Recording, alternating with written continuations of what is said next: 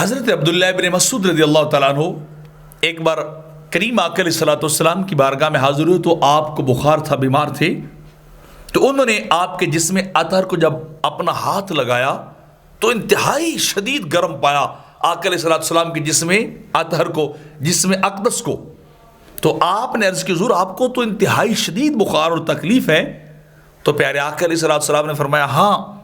عبداللہ، ہمیں جب بیماری یا بخار آتا ہے تو تم سے 2 گنا آتا ہے،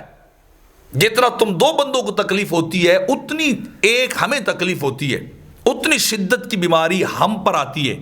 اور پھر میرے آقا علیہ الصلوۃ والسلام نے فرمایا کہ عبداللہ، مسلمان کو جب کوئی بیماری آتی، جب وہ بیمار ہوتا ہے، کسی مرض کے اندر مبتلا ہوتا ہے، تو اس کے گناہ یوں جھڑتے ہیں جیسے درخت کے پتے خزاں میں جھڑ جاتے ہیں۔ خزاں کا موسم شروع ہوتا ہے تو پتے خود بخود گرنے لگ جاتے ہیں۔ تو جب مسلمان کسی بندہ مومن کو بیماری ہوتی، تکلیف ہوتی ہے، کسی درد میں وہ مبتلا ہوتا ہے، تو اس کے گناہ بھی ان پتوں کی طرح جھڑ جاتے ہیں، اور بندہ یوں اپنی بیماری سے نکلتا ہے جیسے کوئی نومولود آج ماں کے پیٹ سے باہر آیا ہو، یعنی اس کے گناہ بالکل بیماری ختم کر دیتی ہے، وہ تکلیف اس کے گناہ کو ختم کر دیتی ہے۔ اور سلمان فارسی رضی اللہ تعالیٰ عنہ روایت کرتے کہ میرے آقا علیہ السلام نے فرمایا جب کسی مسلمان کو بخار یا تکلیف ہوتی تو روح اندر سے پکار کے کہتی کہ اے بیماری، اے بخار، تو اس بندے سے کیا لینے آئی ہے،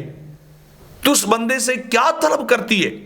تو وہ بیماری اور بخار کہتا ہے پلٹ کر روح کو کہ میں جانتا ہوں تیرا تو اس جسم کا بڑا خیال کر رہی ہے، لیکن یہ گناہوں سے آلودہ ہو گیا ہے،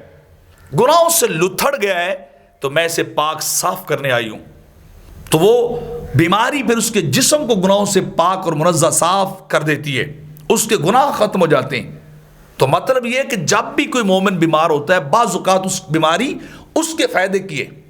اس کے لیے بہتر ہے کہ اس کے گناہ جھڑ جاتے ہیں اور اس کے درجے اللہ کی بارگاہ میں بلند ہونے لگ جاتے ہیں۔